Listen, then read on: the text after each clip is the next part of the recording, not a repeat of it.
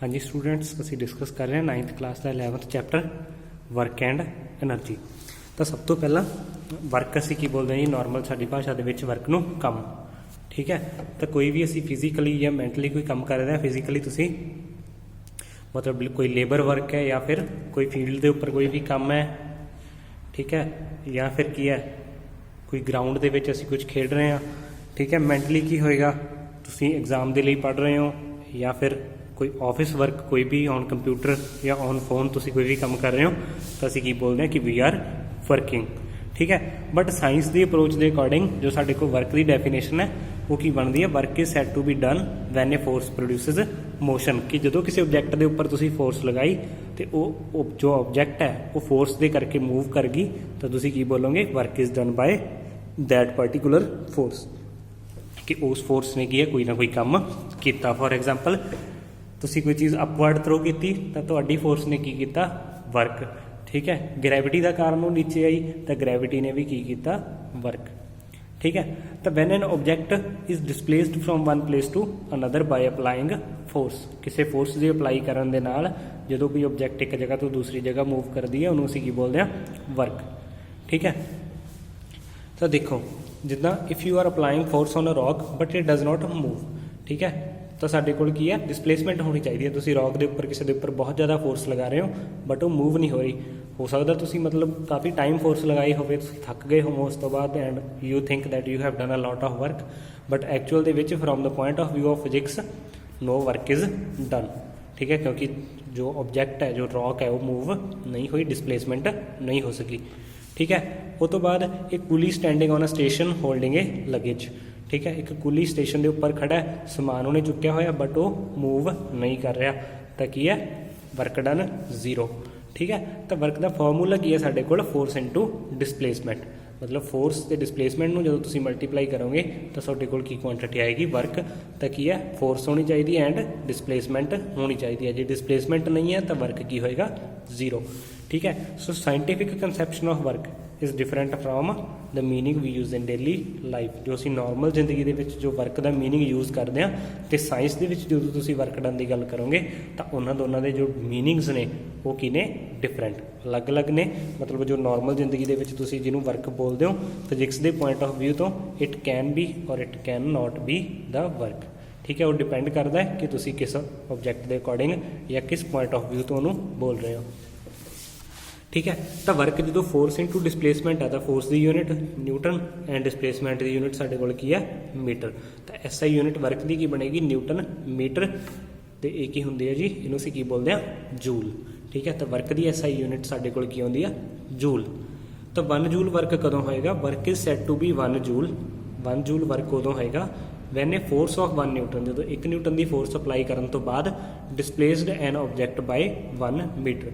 तुसी किसी ऑब्जैक्ट के उपर 1 न्यूटन फोर्स लाई तो वो ऑब्जैक्ट 1 मीटर मूव कर गया तो तुसी वर्क कितना करता 1 जूल। ठीक है, तो इस तरह थोड़ा जो नुमैरिकल्स होंगे उन्होंने भी की होएगा कि इन्नी फोर्स के नाल कोई ऑब्जैक्ट इन्नी मूव करी तो वर्क डन तुसी दसना। ठीक है, एक होर तुसी की कह सकते हो कि जो भी सर्कुलर मोशन होएगा, ठीक है, सर्कुलर मोशन जो होएगा तो उदों की होएगा, मतलब फॉर एग्जाम्पल इत्थों स्टार्ट किया तुसी मूव करना वापस तुसी इत्थे ही आ गए, एक राउंड तुसी पूरा किया बट डिसप्लेसमेंट की होगी जीरो, तो भी वर्क डन कितना होएगा जीरो।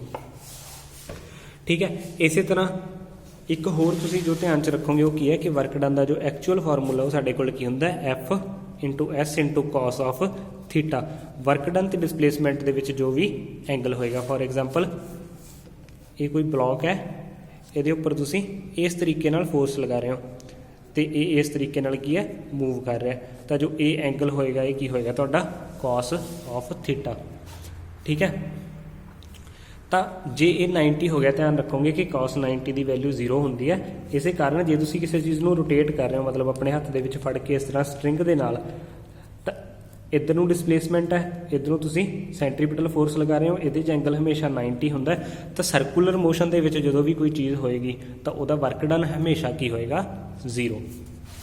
ठीक है, तो एस आई यूनिट असीं देख चुके हैं जूल होंदी है जी। इस तो बाद नेचर ऑफ वर्क, ठीक है, पॉजिटिव भी हो सकता है, नैगेटिव भी हो सकता है एंड जीरो भी हो सकता है। Positive work done is said to be positive when object is displaced in direction of applied force. ਮਤਲਬ ਫੋਰ ਐਗਜ਼ਾਮਪਲ ਇਹ ਕੋਈ ਬਲੌਕ ਹੈ, ਇਹ ਤੇ ਤੁਸੀਂ ਇਸ ਡਾਇਰੈਕਸ਼ਨ ਦੇ ਵਿੱਚ ਫੋਰਸ ਅਪਲਾਈ ਕੀਤੀ ਤੇ ਇਹ A ਪੁਆਇੰਟ ਤੋਂ B ਪੁਆਇੰਟ ਤੱਕ ਡਿਸਪਲੇਸ ਹੋ ਗਿਆ। ਤਾਂ ਜਿਸ ਡਾਇਰੈਕਸ਼ਨ ਦੇ ਵਿੱਚ ਤੁਸੀਂ ਫੋਰਸ ਅਪਲਾਈ ਕੀਤੀ ਜੇ ਉਸੇ ਡਾਇਰੈਕਸ਼ਨ ਦੇ ਵਿੱਚ ਡਿਸਪਲੇਸਮੈਂਟ ਹੋ ਰਹੀ ਹੈ ਤਾਂ ਕੀ ਕਹੋਗੇ, ਵਰਕ ਡਨ ਕੀ ਹੈ, ਪੋਜ਼ਿਟਿਵ। ਠੀਕ ਹੈ। ਉਸ ਤੋਂ ਉਲਟ ਜੇ ਮੰਨ ਲਓ ਤੁਸੀਂ ਇਸ ਡਾਇਰੈਕਸ਼ਨ 'ਚ ਫੋਰਸ ਅਪਲਾਈ ਕਰ ਰਹੇ ਹੋ, ਠੀਕ ਹੈ, ਤਾਂ ਫ੍ਰਿਕਸ਼ਨ ਹਮੇਸ਼ਾ ਕਿੱਧਰ ਨੂੰ ਲੱਗੇਗੀ, ਇਸ ਡਾਇਰੈਕਸ਼ਨ 'ਚ। ਠੀਕ ਹੈ। ਫ੍ਰਿਕਸ਼ਨ ਹਮੇਸ਼ਾ ਅਪੋਜ਼ ਕਰਦੀ ਹੈ ਮੋਸ਼ਨ ਨੂੰ। ਤਾਂ ਜੇ ਤੁਸੀਂ ਇੱਧਰ ਨੂੰ ਆਪਣੀ ਫੋਰਸ ਲਗਾ ਰਹੇ ਹੋ, ਇੱਧਰ ਨੂੰ ਫ੍ਰਿਕਸ਼ਨ ਲੱਗ ਰਹੀ ਹੈ, ਡਿਸਪਲੇਸਮੈਂਟ ਕਿੱਧਰ ਹੋ ਰਹੀ ਹੈ ਜੀ, ਤੁਹਾਡੀ ਫੋਰਸ ਵਾਲੀ ਸਾਈਡ। ਤਾਂ ਜੇ ਤੁਸੀਂ ਫ੍ਰਿਕਸ਼ਨ ਦੇ ਪੁਆਇੰਟ ਆਫ ਵਿਊ ਤੋਂ ਦੇਖੋ ਤਾਂ ਇਹ ਵਰਕ ਡਨ ਕੀ ਹੈ, ਨੈਗੇਟਿਵ। ਤਾਂ ਫ੍ਰਿਕਸ਼ਨ ਕਦੇ ਵੀ ਕੋਈ ਵੀ ਵਰਕ ਜਦੋਂ ਕਰੇਗੀ ਉਹ ਕੀ ਕਰੇਗੀ, ਨੈਗੇਟਿਵ, ਕਿਉਂਕਿ ਫ੍ਰਿਕਸ਼ਨ ਕੀ ਹੈ, ਹਮੇਸ਼ਾ ਡਿਸਪਲੇਸਮੈਂਟ ਦੇ ਓਪੋਜ਼ਿਟ ਸਾਈਡ ਹੀ ਲੱਗਦੀ ਹੈ। ਠੀਕ ਹੈ। ਤਾਂ ਜਦੋਂ ਵੀ ਕਦੇ ਜਿਸ ਡਾਇਰੈਕਸ਼ਨ ਦੇ ਵਿੱਚ ਤੁਸੀਂ ਫੋਰਸ ਲਗਾ ਰਹੇ ਹੋ, ਠੀਕ ਹੈ, ਉਸ ਡਾਇਰੈਕਸ਼ਨ 'ਚ ਡਿਸਪਲੇਸਮੈਂਟ ਨਾ ਹੋ ਕੇ ਦੂਸਰੀ ਡਾਇਰੈਕਸ਼ਨ ਦੇ ਵਿੱਚ ਹੋ ਰਹੀ ਹੈ ਤਾਂ ਤੁਸੀਂ ਕੀ ਬੋਲੋਗੇ, work done is negative. Zero ਕਦੋਂ ਹੋਏਗਾ, ਜਦੋਂ ਕੋਈ ਵੀ ਡਿਸਪਲੇਸਮੈਂਟ ਨਹੀਂ ਹੋ ਰਹੀ। ਹੁਣ ਅਸੀਂ ਦੇਖਾਂਗੇ ਇੱਕ ਕੇਸ ਕਿ ਮੰਨ ਲਓ ਏਜ ਤੇ ਸਾਡੇ ਕੋਲ ਕੋਈ ਆਬਜੈਕਟ ਹੈ, ਠੀਕ ਹੈ, ਅਸੀਂ ਇਹਨੂੰ ਅਪਵਰਡ ਥਰੋ ਕੀਤਾ, ਕੀ ਹੈ, ਹਾਈਟ ਇਨਕਰੀਜ਼ ਹੋ ਰਹੀ ਹੈ, B ਪੁਆਇੰਟ 'ਤੇ ਜਾ ਕੇ ਸਟਿਲ ਹੋ ਗਿਆ, ਮਤਲਬ ਰੁਕ ਗਿਆ। ਉਹ ਤੋਂ ਬਾਅਦ ਕੀ ਆਇਆ, ਨੀਚੇ। ਠੀਕ ਹੈ। ਤਾਂ ਹੋਇਆ ਕੀ ਹੈ ਕਿ ਜਦੋਂ ਤੁਸੀਂ A to B ਜਦੋਂ ਇਹ ਆਬਜੈਕਟ ਜਾ ਰਿਹਾ ਤਾਂ ਗ੍ਰੈਵਿਟੀ ਹਮੇਸ਼ਾ ਕਿੱਧਰ ਨੂੰ ਲੱਗਦੀ ਹੈ ਜੀ, ਨੀਚੇ ਨੂੰ। ਠੀਕ ਹੈ। ਤਾਂ ਆਬਜੈਕਟ ਦਾ ਮੋਸ਼ਨ ਕਿਸ ਸਾਈਡ ਹੈ, ਉੱਪਰ, ਗ੍ਰੈਵਿਟੀ ਕਿੱਧਰ ਲੱਗ ਰਹੀ ਹੈ, ਨੀਚੇ। ਤਾਂ work done by gravity on moving this from A to B is negative, ਕਿਉਂਕਿ ਮੋਸ਼ਨ ਅਪਵਰਡ ਹੈ, ਫੋਰਸ ਕੀ ਹੈ, ਡਾਊਨਵਰਡ। ਤਾਂ ਅਪੋਜ਼ਿਟ ਡਾਇਰੈਕਸ਼ਨ ਹੈ ਤਾਂ ਵਰਕ ਡਨ ਕੀ ਹੋਏਗਾ, ਨੈਗੇਟਿਵ। ਜਦੋਂ B ਪੁਆਇੰਟ ਦੇ ਉੱਪਰ ਜਾ ਕੇ ਇਹ 1 ਸੈਕਿੰਡ ਦੇ ਲਈ ਰੁਕੇਗਾ ਤਾਂ ਗ੍ਰੈਵਿਟੀ ਤਾਂ ਉਦੋਂ ਵੀ ਕੀ ਹੈ, ਇਹਦੇ 'ਤੇ ਲੱਗ ਰਹੀ ਹੈ, ਤਾਂ ਫੋਰਸ ਲੱਗ ਰਹੀ ਹੈ ਬਟ ਡਿਸਪਲੇਸਮੈਂਟ ਨਹੀਂ ਹੋ ਰਹੀ। ਤਾਂ at point B work done ਕੀ ਹੋਏਗਾ, ਬਾਈ ਗ੍ਰੈਵਿਟੀ 0। ਠੀਕ ਹੈ। ਜਦੋਂ B to C ਵਾਪਸ ਆਏਗਾ ਤਾਂ ਗ੍ਰੈਵਿਟੀ ਵੀ ਨੀਚੇ ਨੂੰ ਹੈ, ਮੋਸ਼ਨ ਵੀ ਕਿੱਧਰ ਹੈ, ਨੀਚੇ। ਤਾਂ ਵਰਕ ਡਨ ਕੀ ਹੋਏਗਾ, ਪੋਜ਼ਿਟਿਵ। ਤਾਂ on moving from A to B work done by gravity is negative. At point B work done by gravity is 0 and on moving from B to C ਔਰ B to A return ਜਦੋਂ ਕਰੇਗਾ ਤਾਂ work done by gravity is positive. ਤਾਂ ਇਹ ਇੱਕ case ਹੈ ਜਿਹਦੇ ਵਿੱਚ ਤੁਸੀਂ ਤਿੰਨੋਂ work done positive, negative and 0 ਨੂੰ ਐਕਸਪਲੇਨ ਕਰ ਸਕਦੇ ਹੋ। ਠੀਕ ਹੈ। ਬਟ ਜ਼ਰੂਰੀ ਕੀ ਹੈ ਕਿ ਤੁਸੀਂ ਇਹ ਗ੍ਰੈਵਿਟੀ ਦੇ ਵਰਕ ਡਨ ਦੇਖ ਰਹੇ ਹੋ। ਜੇ ਇੱਥੇ ਤੁਸੀਂ ਆਪਣੀ ਫੋਰਸ ਦਾ ਵਰਕ ਡਨ ਦੇਖੋਗੇ ਤਾਂ ਇੱਥੇ ਪੋਜ਼ਿਟਿਵ ਹੈ। ਠੀਕ ਹੈ।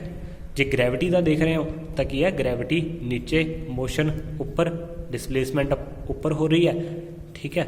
ਗ੍ਰੈਵਿਟੀ ਨੀਚੇ ਲੱਗ ਰਹੀ ਹੈ ਤਾਂ ਆਪੋਜ਼ਿਟ ਡਾਇਰੈਕਸ਼ਨ ਦੇ ਵਿੱਚ ਡਿਸਪਲੇਸਮੈਂਟ ਹੈ ਤਾਂ ਵਰਕ ਡਨ ਕੀ ਹੈ, ਨੈਗੇਟਿਵ। ਤਾਂ work done can be positive, negative ਔਰ 0। ਤੇ ਇਹ ਇੱਕ ਸਕੇਲਰ ਕੁਆਂਟੀਟੀ ਹੈ, ਮਤਲਬ ਇਹਦੀ ਡਾਇਰੈਕਸ਼ਨ ਸਾਡੇ ਕੋਲ ਨਹੀਂ ਹੁੰਦੀ।